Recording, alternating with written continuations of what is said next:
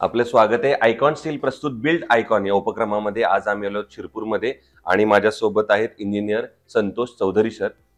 सरांबद्दल सांगायचं म्हणजे मागच्या 25 वर्षांचा प्रदीर्घ अनुभव त्यांच्या पाठीशी सिव्हिल इंजिनिअरिंग क्षेत्रातला. आणखीन एक महत्वाचं म्हणजे 3 पिढ्यागत चालत आलेला हा वारसा आहे जो त्यांनी त्यांच्या पिढीतही कंटिन्यू ठेवलेला आहे. आणि अनेक रेसिडेन्शियल प्रोजेक्ट्स असतील, कमर्शियल प्रोजेक्ट्स असतील ज्याच्यावर ते काम करत आहेत, इंडस्ट्रियल प्रोजेक्ट्सवर त्यांनी काम केलेलं आहे. या सगळ्या आजवरच्या त्यांच्या अनुभवाबद्दल, प्रवासाबद्दल आपण आज बिल्ड आयकॉन या प्लॅटफॉर्मवर तुमच्याशी गप्पा मारणार आहोत. सगळ्यात आधी मला पहिल्यांदा विचारायचं ते म्हणजे तुमची शैक्षणिक पार्श्वभूमी. म्हणजे तुमचं शाळा कुठली होती, कॉलेज कुठलं होतं, आणि जसं आपण मगाशी गप्पा मारताना म्हणालो की 3 पिढ्यांपासून हा चालत आलेला आहे, त्यामुळे ती आवड कशी कशी तुम्हाला लागली सिव्हिल इंजिनिअरिंगची आणि मग तुम्हालाही असं वाटलं की मी पण या क्षेत्रात गेलं पाहिजे, तर काय सांगाल? आमच्या आजोबांपासून हा व्यवसाय होता अगोदर. ते मिस्त्री काम करायचे. अच्छा. त्यानंतर वडिलांनी ते कॉन्ट्रॅक्ट म्हणून ते काम पुढे सुरू केलं. सेंटरिंग ते ठेकेदार झाले. त्यांच्यासोबतच मी कामांवर जाणं येणं माझं चालू होतं लहानपणी. बरोबर. आणि त्याच्यानंतर शिक्षण झालं माझं आरसी पीबीएम हायस्कूल म्हणून शाळा आहे इथं कॉलेज. ते शाळेत झाला. SPDM ला 11th-12th केलं. त्यानंतर डिप्लोमा केला. डिप्लोमा नंतर मग SSCPS इंजिनिअरिंगला डिप्लोमा झाला माझा धुळ्याला. आणि त्यानंतर मग 2 वर्षांनी मी परत रिटर्न येऊन वडिलांबरोबर काम सुरू केलं आणि परत ते कंटिन्युअस केलं. अच्छा, very good, very good. So असा तुमचा तसा एका दृष्टीने प्रवास आहे, पण ती आवड तुम्हाला त्यांच्यामुळेच निर्माण. बरोबर बरोबर. सो 2 तुमच्याकडनं अजून अनुभव ऐकायचे मला. पहिला म्हणजे एक तर त्यांच्याबरोबर पहिला केलेलं काम शिकल्यानंतर, आणि दुसरं इंडिव्हिज्युअल केलेलं पहिलं काम. या 2 आठवणी तुम्ही नक्की सांगा. त्यांच्याबरोबर मी अगोदर भामपूर म्हणून एक खेड आहे, बरं, तिथे एक काम केलेलं. शिरपूर जवळच 20 किलोमीटरवर. ओके. पण त्यावेळेस मला तेवढं काही त्याच्यातलं ऍक्च्युअल शिक्षण घेताना काही तेवढं वर्किंग असं वर्किंग नव्हतं, फक्त थेरी होती. बरोबर. पण त्यांच्यामुळे मला खरं म्हणजे थेरी आणि ऍज अ वर्क एक्सपिरियन्स पूर्ण भेटला. बरोबर. आणि नंतर मग मी दुसरं माझं काम केलं ते सेपरेटली केलं. अच्छा. आणि त्याच्या तो कामातला अनुभव होता जेव्हा, कारण काय एक वेगळं दडपण पण असतं जेव्हा आपल्या आजोबा पण त्या क्षेत्रात आहेत, वडील त्या क्षेत्रात आहेत, त्यामुळे ते दडपण असतं. आणि जेव्हा आपण इंडिव्हिज्युअल करतो तेव्हा एक वेगळा दडपण असतं की आता सगळी जबाबदारी आपल्यावरच आहे. तर तो अनुभव कसा होता? म्हणजे त्याच्यानंतर तर तसं म्हणजे वडिलांना जे त्यावेळेस हे भेटलं म्हणजे लोकांकडून, तसं आम्हाला त्या मनाने कमी मिळालं. बरोबर. रिस्पेक्टच्या. बरोबर. पण आम्हालाही त्याच्या अनुभवामुळे आम्हाला जास्त कामं करायला मिळाली शिरपूरमध्ये. बरोबर. आणि खूप कामं केलेली आहे.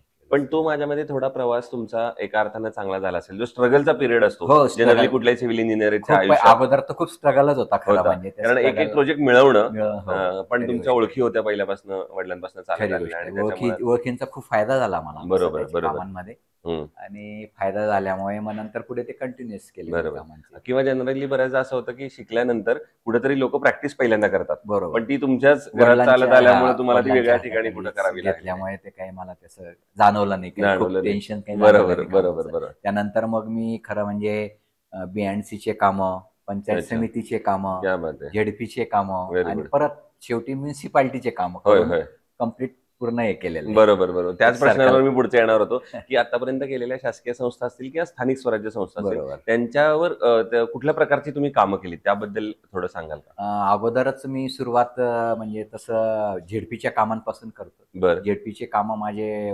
वडील असतानाच मी सुरुवात केलेली होती. विखरण, भामपूर, टेंभा, टेकवाडे, नंतर तुमचं इकडं अहिल्यापूर, हे सगळीकडे इकडे कामं केली ZPचे. त्यानंतर म्युन्सिपाल्टीचे रोड्स वगैरेचे बरेच मोठे मोठे प्रोजेक्ट केलेले मी.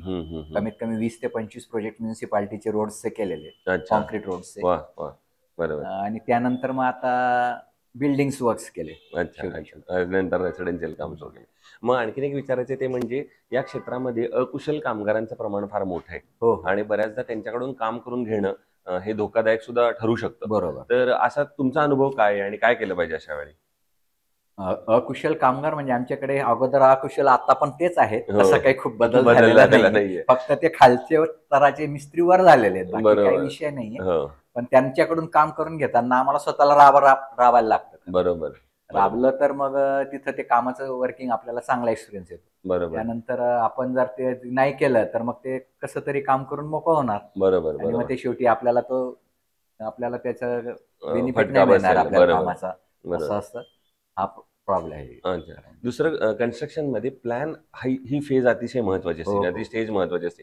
कारण जो आपण प्लॅन बनवतो त्याच्यानुसारच आपण पुढचं सगळं काम बरोबर. करतो. अनेकदा त्याच्या प्लॅन मध्ये पण काही चेंजेस करावे लागतात. बरोबर. तर प्लॅन या स्टेजचं महत्व तुम्ही काय सांगाल आणि कसं तुम्ही त्याच्यावर काम करता? नाही प्लॅन म्हणजे जर अगोदर बघायला गेले जुने जे घरं होते ते हं. अगदी असे म्हणजे रेल्वेचे डब्बे बनवणं हाच हो, प्रकार होता. हो. त्याला प्लॅन असा नव्हताच काही. प्लॅन तर नव्हतेच. हो. असं अगोदर म्हणजे जे बिल्डर असायचे, कॉन्ट्रॅक्टर असायचे, हो. ते साधारण उभे करायचे कामं आणि ती लाईनीत घरं झाल्या म्हणजे संपलं ते घर असं बरोबर. होतं. आता नेहमी इंजिनियर्स आम्ही जशी आमची पिढी आली, हं, हं, हं. जवळ साधारण 1995 ते 2000 बरोबर. तेव्हापासूनचं आमचे कामं जे सुरू झाले ते खरे प्लॅनिंगनुसार झाले आणि अच्छा. त्याच्यामुळे सॅटिस्फॅक्शन चांगलं लोकांना मिळालं वाह! आणि जे प्लॅनिंग सुरू करायला व्हेरी लागले गुड, त्याच्यात. Very good. दुसरं एक चांगलं दर्जेदार बांधकाम होण्यासाठी तुम्हाला काय वाटतं कुठल्या गोष्टी आवश्यक आहेत, ज्याच्यावर लक्ष दिलं पाहिजे बांधकाम करताना? खरं म्हणजे मटेरियल्स वापरणं दर्जेदार त्याच्यामध्ये सगळं मटेरियल जे आहे ते चांगलं वापरलं गेलं पाहिजे. हं. अगोदर कसं जे अवेलेबल व्हायचं तेच वापरून मोकळे व्हायचे लोक. बरोबर. आता तसं त्याच्यामध्ये थोडं सॅटिस्फॅक्शन आलेलं आहे, हं. की हीच खडी वापरा,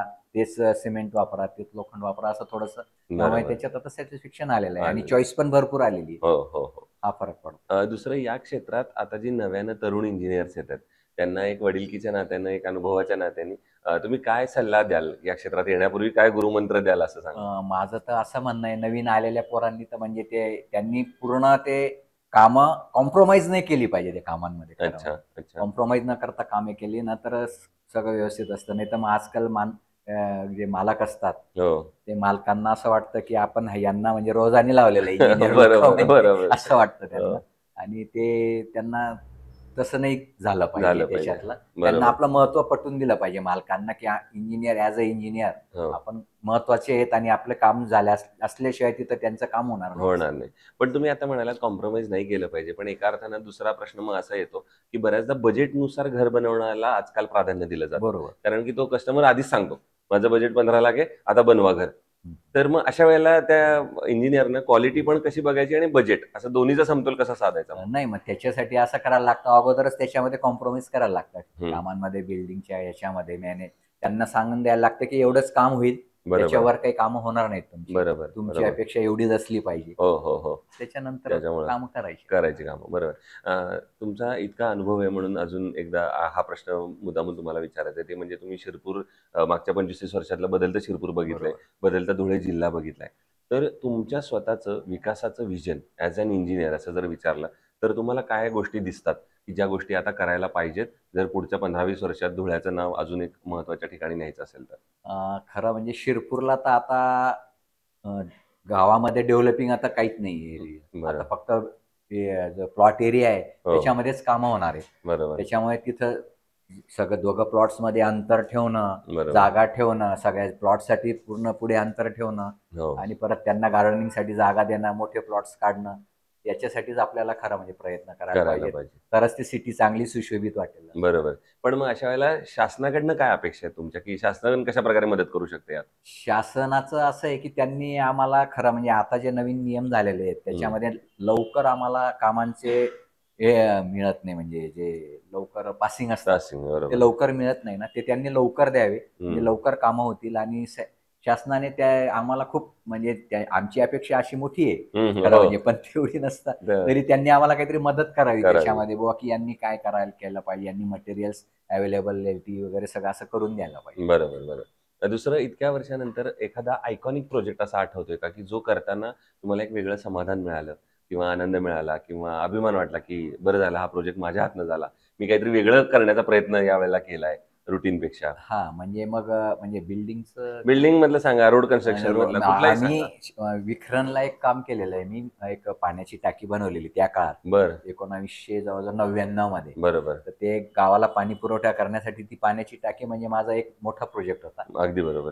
तर तो प्रोजेक्ट त्याच्यामुळे तिथं गावाला बऱ्यापैकी आता तिथं पाणी पुरवठा पाण्याची वगैरे सोय सुरू झालेला आहे. बरोबर. तो आणि माझा पाहण्यासारखी गोष्ट आहे, की ज्या गावात आनंद पण तुम्हाला त्याच्यामुळे वाटता आला त्या पाण्याबरोबर. त्याच्यामुळे मला तो एक आनंद झाला. मिळालं. आणि दुसरा एक असा अनुभव विचारायचा, की जे काम करताना एखादी अडचण आली, आव्हान आलं, प्रॉब्लेम आला, समस्या आली आणि त्याच्यात थोडंसं अडायला झालं, मग अर्थात तुम्ही वडिलांची कधी मदत घेतली, कधी आजोबांची मदत घेतली बरोबर किंवा कधी हाताखालच्या ठेकेदार सुद्धा कधीतरी पटकन सांगून जातो एखादी गोष्ट. बरोबर. असा एखादा प्रसंग आठवतोय का की हा म्हणजे अगदी घराचं काम करताना वडिलांची तर नेहमीच मदत व्हायची. आजोबांना तर मी पाहिलेले नाहीये हो खरं हो म्हणजे. हो पण वडिलांची खूप मदत झालेली आहे मला. जर बरोबर मला काही महत्त्वाचे कामं अडलेत, तर त्याच्यासाठी त्यांचं स्टील डिझाइन, बरोबर त्याच्यानंतर मटेरियल युजेस याच्यामध्ये मी खूप वडिलांची मदत घेतलेली आहे. त्यांच्यामुळे माझे कामं बरेच सरस झालेले आहेत. बरोबर आणि आहे. ते आजपर्यंत नावारूपाला आहेत. होय होय नक्कीच. काही विषय नाही. आणि दुसरं स्टील निवडायचं असेल, आता जेव्हा तुम्ही बांधकामामध्ये ते अगदी ब्रिजेसचं असेल, रोडचं असेल, टाकीचं असेल किंवा एखाद्या रेसिडेन्शियल प्रोजेक्ट असेल, बरोबर. तर स्टील निवडताना तुम्ही काय गुणवैशिष्ट्य त्यातली बघता